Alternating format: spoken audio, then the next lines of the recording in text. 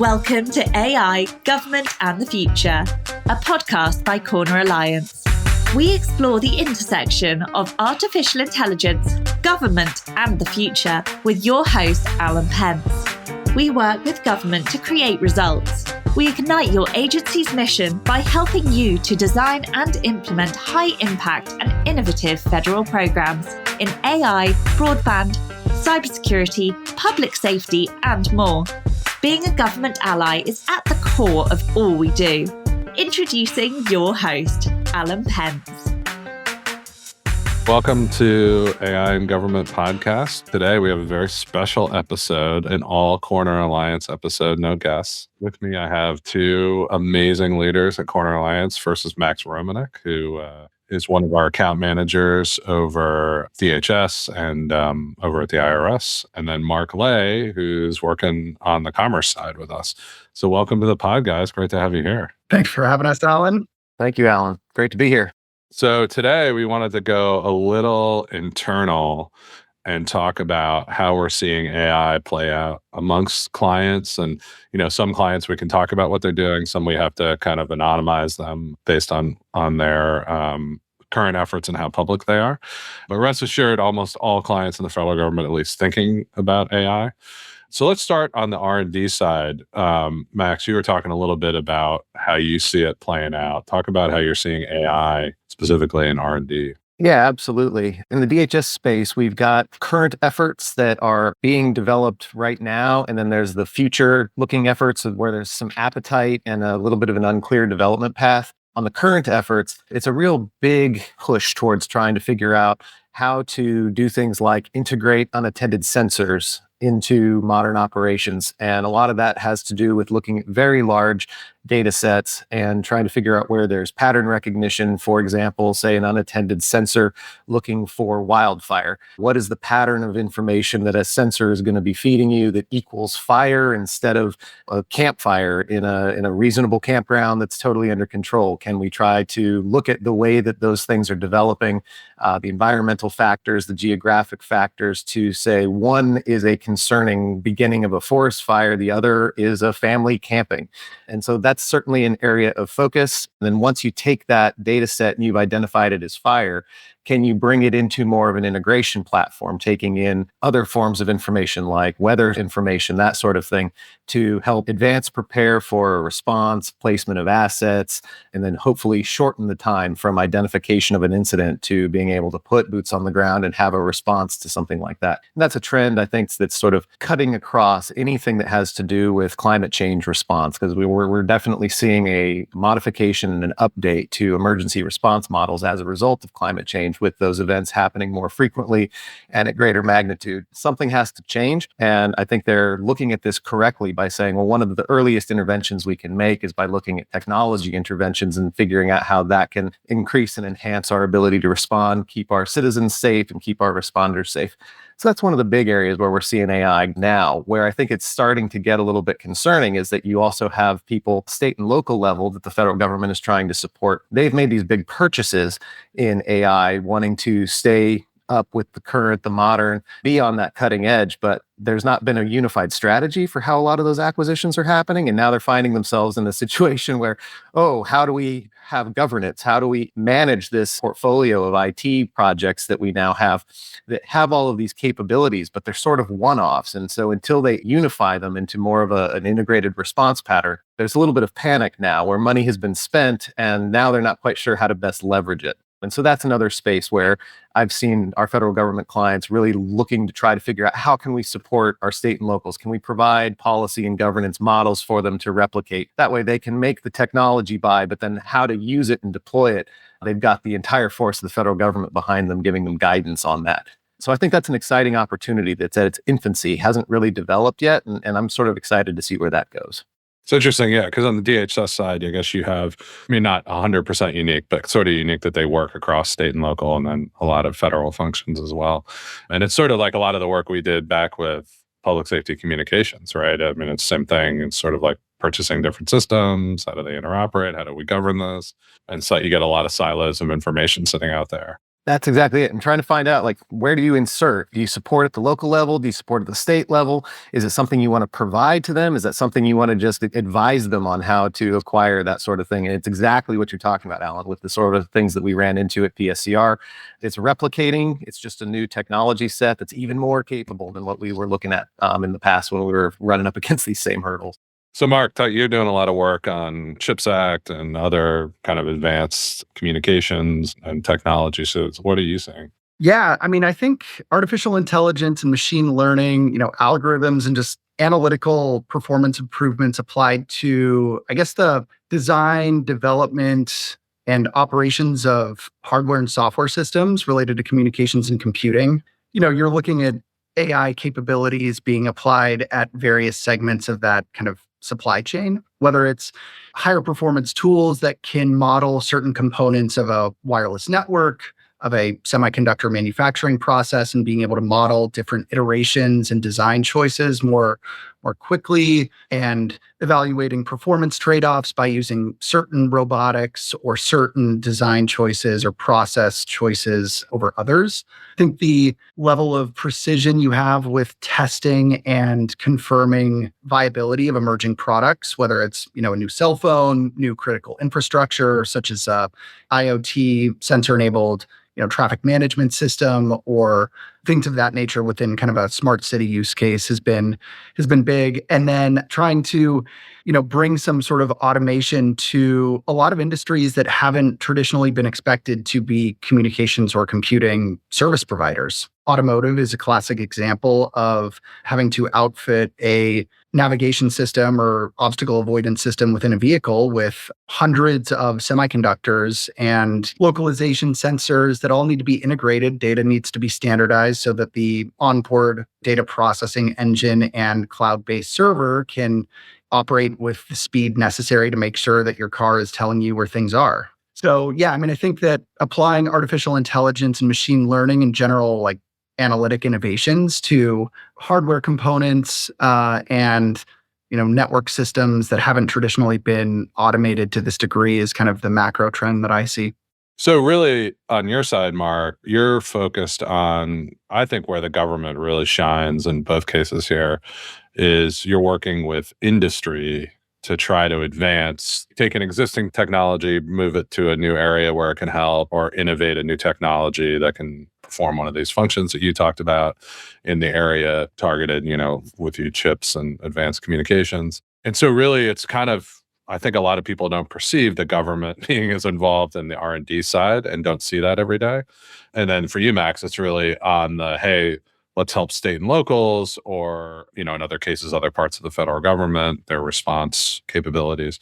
How do they take advantage of these commercial technologies that people that Mark's working with might be developing and apply them to novel situations? And so it's an area where I think the government shines because it's really them helping other people.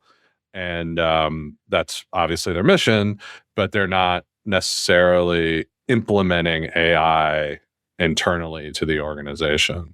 So it really brings down the risk of internal, data leaks and all those kind of things that people are worried about. But it really promotes the private sector and state and local sector's adoption of these technologies. So I guess from your perspective, maybe starting with you, Mark, like how does the government figure out exactly where they need to get involved? Because obviously commercial sector is doing a bunch of stuff itself, right? Sam Altman's out raising $7 trillion from the Saudis or whatever he's doing. So like, why does the government need to be involved?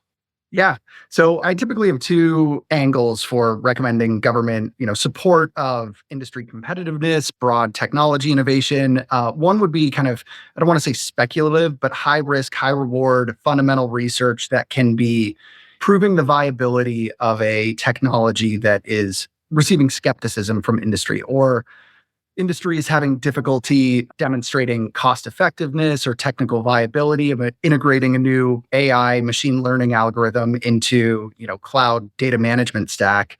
Being able to dedicate federal researchers, extramural performers to solving those problems that industry has identified is one kind of long-term R&D capability, given that a federal agency just doesn't have the same kind of shareholder pressure to demonstrate profitability quarter over quarter that a growing tech company would.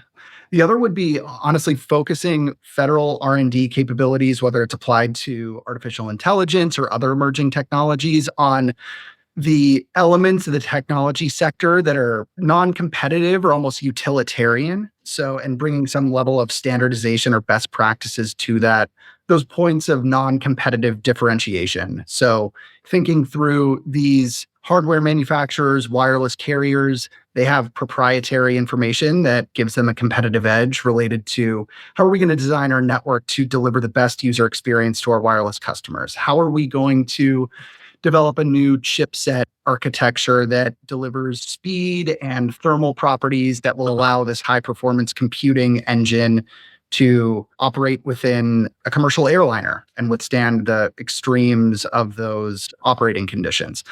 That is something that industry is never going to want to share with government and anybody else. But if there are kind of a lowest common denominator of these are common challenges associated with the entire sector, and you can build some sort of a consensus or coalition around this is a problem that we're all experiencing. It's not a point of competitive differentiation for us or any other firm. And it could benefit from standardization or a little bit more open communication around developing kind of a common accepted approach to mitigating those challenges. So things like what is the expected latency between when I speak and when Alan speaks on this podcast? And, what are some of those baseline performance metrics that AI equipped vocal encoder or something needs to perform at for this podcast platform to work? So I would say long-term or non-sensitive common denominators of elements that industries are struggling with. Max, what about on the more state and local side? I don't see it as distinct necessarily from what Marc was saying. I think all those factors are at play here. I think you just get a situation where some of the pragmatic realities of where our federal government clients and where their state and local stakeholders sit, some of these functions, I think, really do demonstrate that good role for government, like you're talking about, Alan. Our state and local customers, they frequently don't have the ability to do a bunch of research into what is the best AI capability that they want to add for their operations. And that's where, a federal agency can come in and do some of that upfront research, craft the policy guidance, and then help our state and locals make that purchase decision, knowing that there's been the vetting of that piece of technology. I think that's a really important function that they do on behalf of those folks. And in addition to that, they also set up mechanisms to help purchase those things through grant programs that have the allowable expenditures against that grant program. That's another way of sort of guiding and steering the direction that R&D should happen. And then there's another function here where some of the things that our state and locals are engaged in, you have an open question on should market forces really be driving that sort of innovation. If you have a company that's got some interesting AI to help an evacuation mission, they don't have competitors yet. It's out at the bleeding edge. And so you don't want to have market forces be, well, this group of people could afford that capability. They were able to safely evacuate their homes, but then this community couldn't afford it and they lost everything. Until there's multiple competitors and you see a thriving marketplace, I think it's okay to have some government support of those industries in service of keeping an entire community safe. Once you have multiple evacuation AI products, great, let market forces compete and get the right price and the cool feature set and everybody wins. But until that happens, I think there's really a strong role for government here. And then it makes it so that you are immunizing a little bit against DHS just does pilots. They don't actually have these programs that last and there's no O&M afterwards. That's an accusation that's been leveled at them for years. I know that they're actively trying to combat that reputation. I'm certainly seeing it with our clients and the work that they're doing where they're trying to build these things to last, not just be a really cool proof of concept. The sponsored research and proof of concepts are great for driving innovation in industry, but whether or not that then makes it all the way through to a purchasable product, our state and locals and our citizens can get the benefit of, that's where the open question remains. And I think that AI is going to be one of the first use cases where they really take that head on and start combating that perspective and using their position in the marketplace to stabilize, to drive innovation, and to make sure that these capabilities are delivered to our citizens. And then once there's a thriving marketplace around it, then I think they'll be able to step back and let the market do its thing. It's really about maybe not building something. It's more about trying to use existing commercial trends or products. And then a huge role the government plays, I don't think people realize, is just like acting as a collator of all the requirements of these different players, right? So even on the industry side, where there are different associations. They might not come together in different ways. Government can convene and allow them to express their take. And then particularly on the state and local side, you just think it's a very dispersed, difficult market. If you're a startup or even a relatively large company, to be able to sell across 56 states and territories and God knows how many cities and counties and all that stuff, it's just an incredible feat. There are whole companies that basically they're just a sales force that happen to make a technology, right? So some companies we might have dealt with in the past, but this is a huge challenge and people wonder, hey, why does my city not have this? Or why did this thing fall down? Well, it's because of this huge dispersed market. So the government really can act as a collator of, hey, I'm going to bring together states and locals of small municipalities, large, big rural states, populous states, and help them get their needs put into these technologies. I think it's a massive role. And Alan, in relation to that, so I'm a big believer, AI is certainly a hype term right now, and analytical-based decision-making and technical operations has been around for a long time. But even the most innovative emerging AI tools still kind of follow a consistent analytical workflow. The tool is only going to be as effective as its fit for use, its configuration, its execution by like a educated or capable operator, and iteration. So like you're running an analytical model, you're getting results. A human has to be able to evaluate whether or not these are effective, relevant, and informed decision-making. And I think that if you think about defining problems to solve, evaluating data sets that are high quality, that could inform analytical processes at scale, because that's what we're talking about with AI or ML, and then providing the testing, evaluation, and validation services, like are these analytical tools executing or producing results? There are roles for the government across that workflow. I've seen Department of Commerce and NIST gain a lot of traction by basically managing data sets that can be analyzed by AI and machine learning algorithms, whether by designing prize challenges or competitions that are open to the public to see who can kind of develop the most innovative solution based on wireless propagation data, using publicly available census data to identify ways to develop LiDAR maps or have better ingress-egress routes for emergency services within different cities. So I think being kind of a objective provider of the utilities needed to develop AI machine learning capabilities is a perfect role for government. Yeah, it's a great point, Mark. You're looking at a situation like in the public safety space. The government is that perfect entity to sit the middle. Really hard for public safety to speak with a single voice because there's tens of thousands of public safety entities in every state. How do you get all of that to speak with a unified voice? You want to get requirements from FEMA, you can go to FEMA. You want to get requirements for local law enforcement. You're talking about tens of thousands of different agencies. And do they all see the world the same way? Absolutely not. So combined with where do you get your requirements from so that industry is building something that these folks actually need, great place for government to insert itself.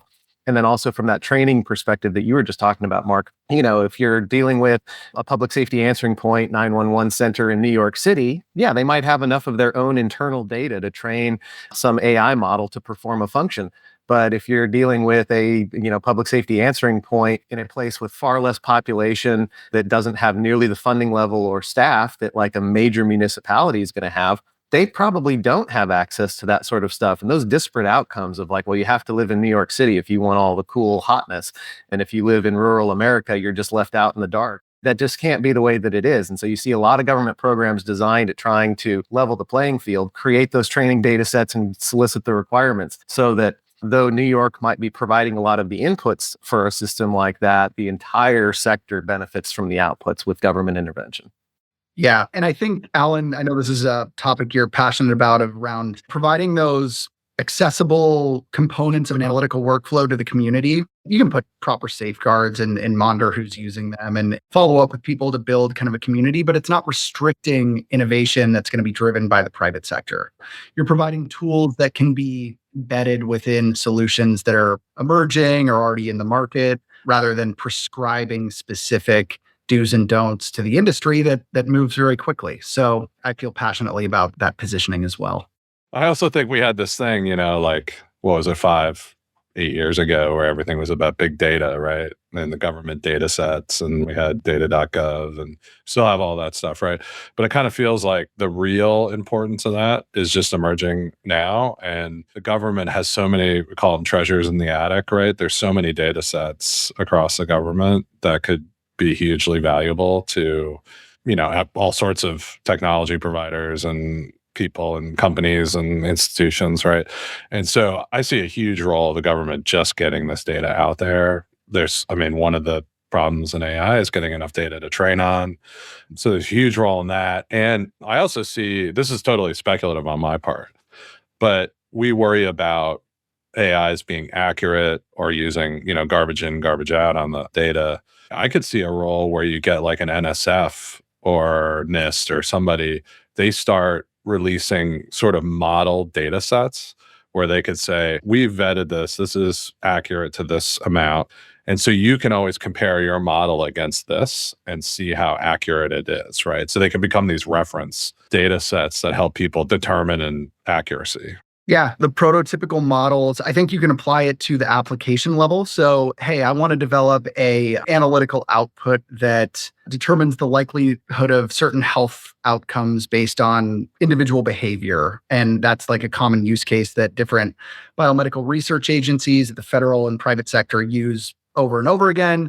A NIST, a NIH could certainly certify this is kind of the prototype that defines how you're treating input variables and other parameters that produce outcomes that can be justified in the future. But I could also see developing kind of subcomponents of models as well, but referencing, certification, providing or curating high quality data that people can use in whatever way they see fit is great. And also developing cybersecurity standards and safeguards or abstraction schemes to allow for different levels of sensitivity data to be, managed by the government and maybe selectively made available to technology providers to inform the development of new products. Yeah, and don't forget about data cleaning too, because they have these historic assets that people have frequently either long forgotten about or there's now new use cases for, but these data sets, they have bias inherent to them because of the way that they were collected or built back in the day. This was not the use case that was in mind when these things were built, or they perfectly reflect a sector or a space that we've now changed the way we operate. And so, the bias is there in the data. It'd be really nice to train on some of these models, but you have to clean and sanitize the data set. Otherwise, the AI model is just going to inherit the implicit bias that exists in the data set. Well, that's now a new function for government. They own these assets. They don't have to negotiate them somewhere else, but they can go back through and re-examine some of that stuff and see if they can clean and sanitize those data sets to make them useful for AI training. There's a treasure trove of that sitting in government servers that is an untapped resource. We just have to figure out how to best deploy it. Then you get to expand the field of training data. And that's really one of the big precious commodities in this space is how are you going to provide that information to train it up on? I think that there's all sorts of opportunity for government to re-examine some of that stuff and go, hey, we've got 100 years, 50 years of law enforcement data, but we have this problem with it. And we now need some assistance on how to remove certain elements or to recharacterize certain elements so that a AI doesn't hallucinate or get the wrong idea about what that data means. Huge opportunities there to really do some interesting stuff. And I think it's right in line with what you're talking about, Mark. It's just it's another function and another feature of what can happen in this sort of environment. If Reddit's worth $60 million a year, the federal government's got a lot more than that. So to me, it's a national asset, really, that very few other nations are going to have that level and scale of data and that kind of history, right? So moving to probably a little bit more of the danger zone for government, right? Not the danger zone, I guess, I'm being exaggerating, but internal use, right? So first, really is internal efficiency. And this is where I think we haven't seen quite as much adoption. I think it's largely going to be driven, well, I'll throw this to you guys, but it strikes me that a lot of the use of AI internally is going to be done through platforms like ServiceNow and Salesforce and stuff like that, Microsoft's, things that the government's already using that are FedRAMPed, and then those products will incorporate AI capabilities. So, Max, I know you're doing some stuff with IRS right now. What are you seeing on the internal adoption side?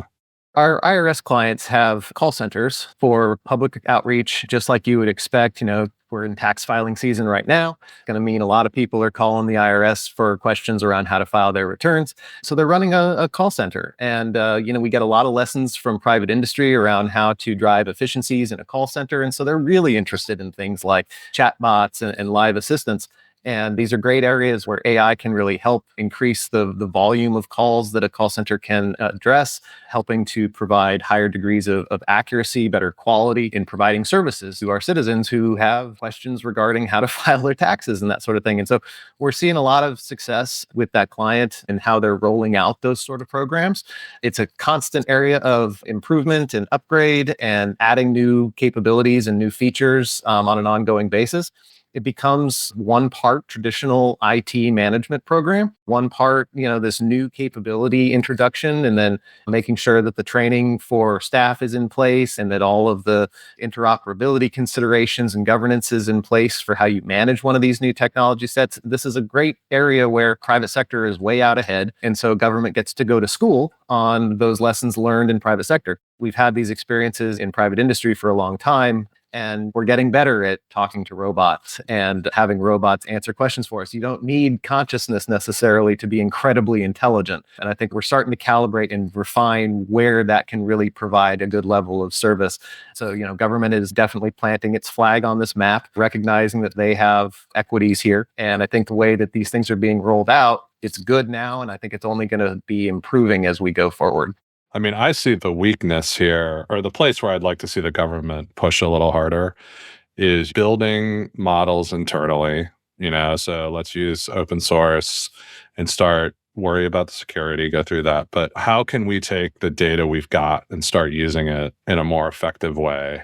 Certainly, I think, on the customer service side and things like that, the CX side, that's going to get there because of the platforms that they're using. But, people are going to be using things like ServiceNow and Salesforce, and those things are going to have those capabilities. So I don't worry too much about the use there. But I know, I just feel like there are these agencies that have so much internal data that if they could just plug in, you think about just the grants we do and all the data associated with that, just the massive reams of paper and the nervousness that there is out there in using that and putting it into AI. It's like this thing in the government where there's just paralysis of fear because any screw up is going to get jumped on. And any real step forward that you take in innovation in that way internally is, you're going to get a pat on the back, but it's not going to rocket you to success in the federal space. It's a big contrast to me, like in this R&D space where the government's working with outside actors, way out in front, on the cutting edge, helping, and I'm sure, obviously, in DoD and the three-letter agencies, I'm sure things are happening we don't know about. But in the normal government, you just see this paralysis around, even post-executive order from the Biden administration. They're starting to bring people in, and they're starting to do pilots and experiments. It's not getting deep into the organizations. It's pretty preliminary. And it's, quite frankly, I just think it's slow and it's a little disappointing. I don't know if you guys have any, I don't want you criticizing your clients, but it's not their fault necessarily, but it is frustrating to see the level of paralysis and fear around the technology. Yeah, Alan. So I was thinking, in response to the idea, how can we use artificial intelligence or more sophisticated analytical processing to improve government operations? And two of the functions, I think of it as kind of the front and back end of a program lifecycle. Scaled requirements gathering and analysis from federal customers. So think of ChatGPT, they're scraping the entire internet and developing kind of a cursory point of view based on the prompt that you put in. So leveraging that kind of a model to understand, who are my constituents if you don't already know, and what do they need, and, how do they perceive the products, services, and utility of our agency, and then using that to kind of, update your mission and performance indicators and use that to inform a strategy that's grounded in data. I think even developing a standardized agency-specific prompts to define a mission space would be a really good kind of playbook for agencies to mirror, iterate on, and improve over time. And then I think based on some of the program evaluation activities that I've done, the speed and efficiency that you as a federal program manager can realize by leveraging these analytical tools to quantify the return on investment of program expenditures and evaluate program outcomes in a meaningful way, and the control and customization that you could have by leveraging a suite of analytical tools is really exciting. It's not people like me poring over an Excel spreadsheet for 2 months straight, as it was even a couple of years ago. And so I think if federal agencies can develop their own approach for quantifying program impacts in a lean way, I don't want to say low effort, because I think there's a lot of upfront kind of programming and design thinking that federal agencies should do to make sure they're building an analytical evaluation capability that aligns with the story that they want to tell and how they envision impacting their constituents. But I think there's a lot of really important accountability and communication of value principles that analytics could support by evaluating federal ROI. And then publicizing those capabilities externally so that other agencies can learn from you and develop their own similar approach, I think would be really exciting as well. I love that level of sophistication. I wish that I could even get there with some of the folks that I'm helping. I have a general optics problem. Turning over these functions to a machine is just generally a bad idea because humans are better at these things. And I don't think the data supports that position at all. I think generally the computers are way better at most of this stuff.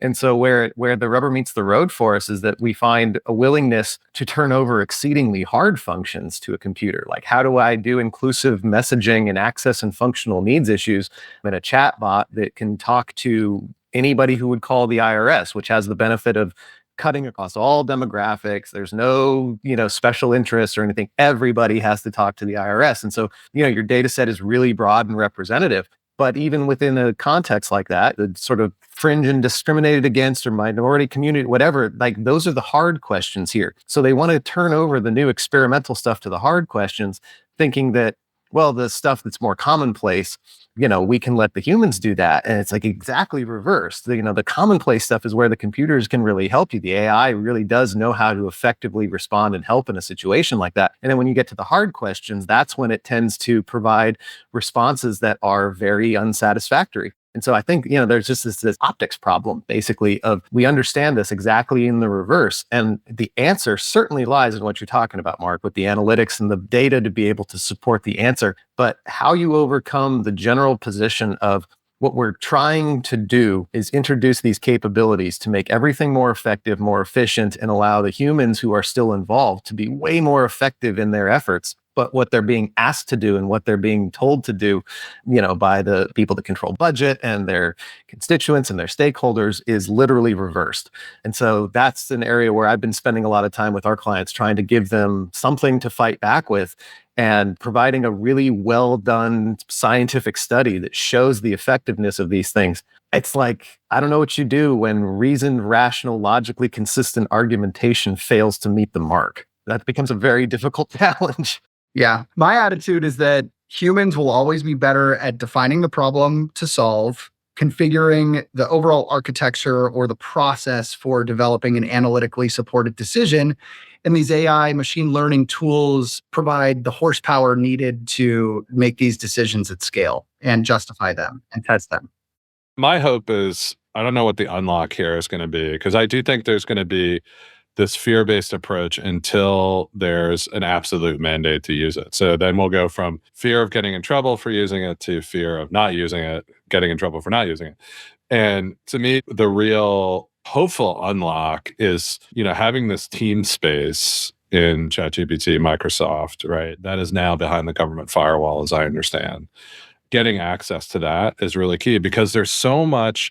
I mean, this is what I think some program managers in the government don't think through, is there's so much public information that you have that you could just put in, you could create GPTs for, right? Chatbots that are specifically answering from information that you've given it and the prompts that you put behind it.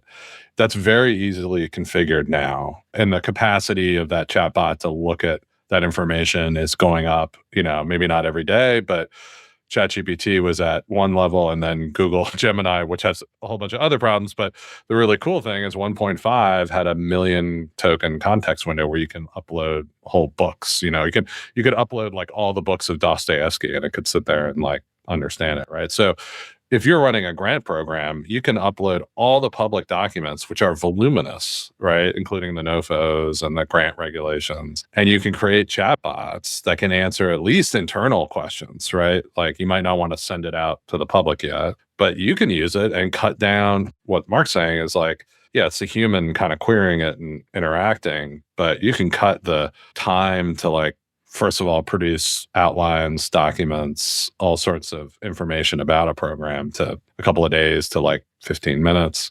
You could, particularly on the other side with Code Interpreter, the data analytics, you can just upload a spreadsheet now and you can get more analytics than, 10 McKinsey consultants working on it for 2 months in like 10 minutes. So to me, there's just these huge unlocks. And that's where we need to see the government really take aggressive action. And a lot of it's not that risky, right? I mean, a lot of it's public information that we can just use. It's on the internet anyway.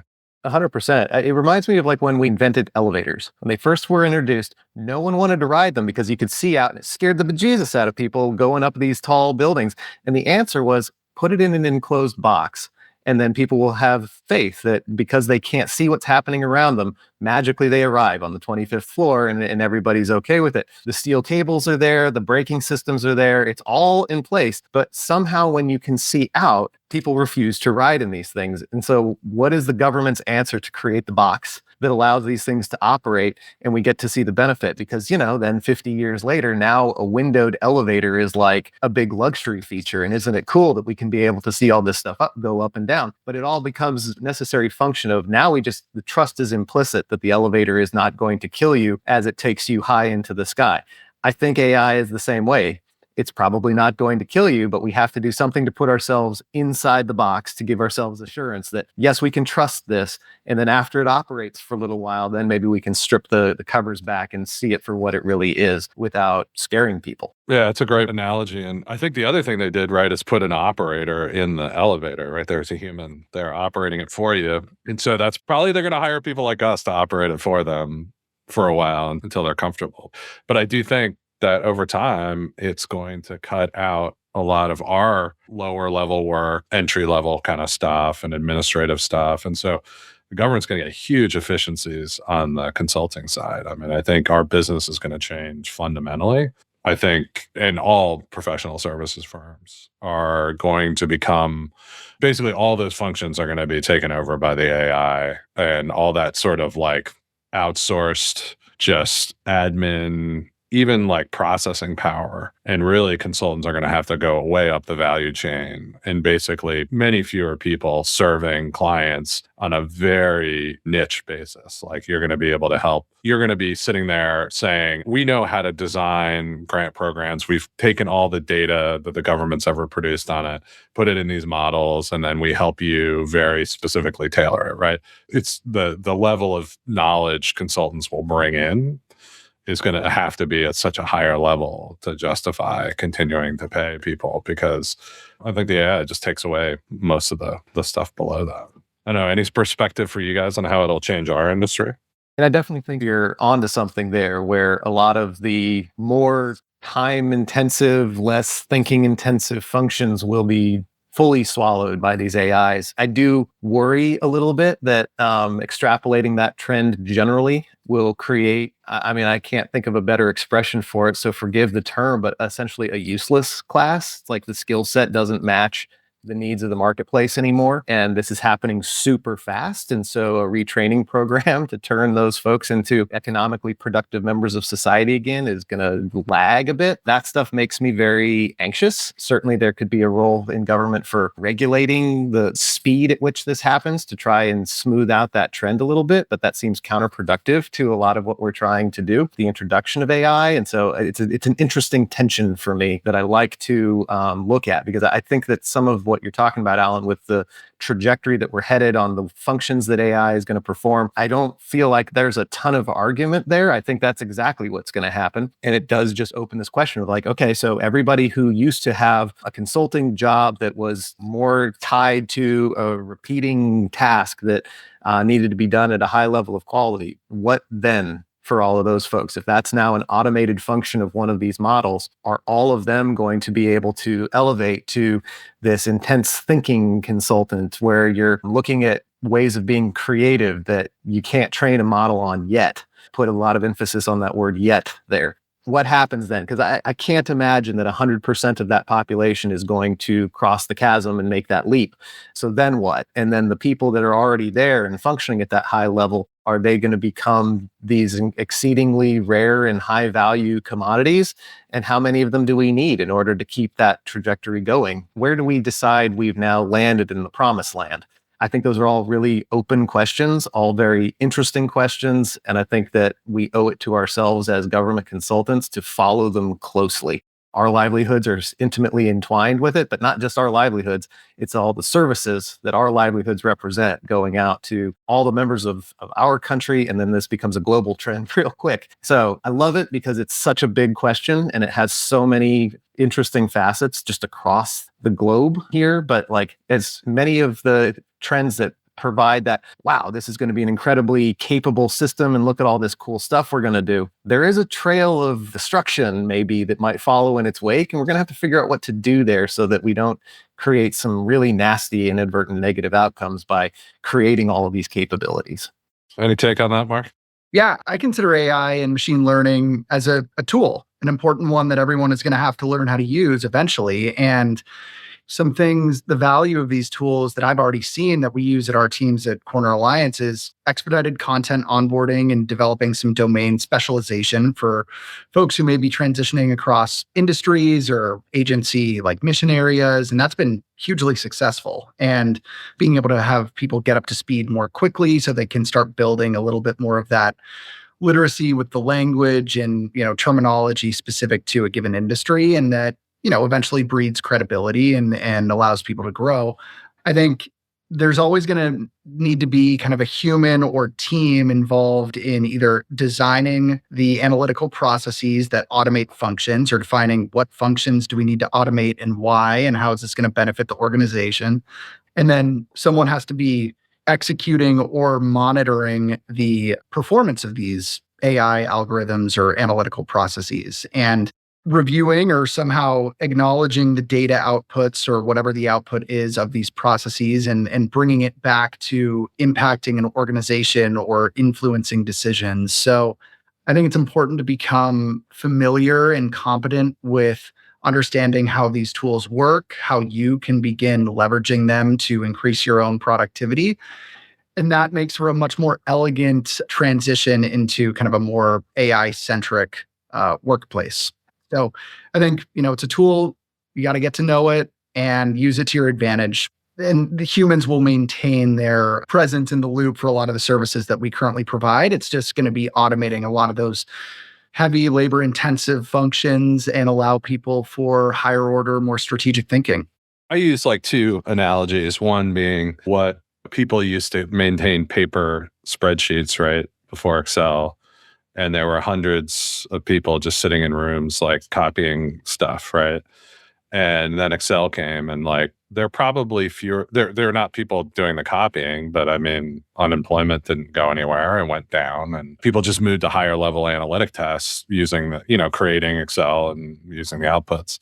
So it's somewhere between that and maybe like the horse and buggy industry that just basically doesn't exist except as like an antique, right? And so obviously that those people are gone, and there wasn't really a higher level thing to go to. I guess car making, but it didn't seem like that sort of shift was really what was happening. Maybe I'm wrong, but it didn't seem like that. I mean, maybe the buggy manufacturer became a really good upholsterer in the car factory. You hope. The scary version of this, though, would be that, the data entry specialist that used to feed the model, maybe becoming a software engineer is a harder and less transferable sort of skill set there. But I hope what's underlying what you're talking about is correct, which is that the AI will create new jobs and new opportunities we're unaware of now. And those actually will be something that the people whose jobs go away can actually move into. Please, I want you to be right.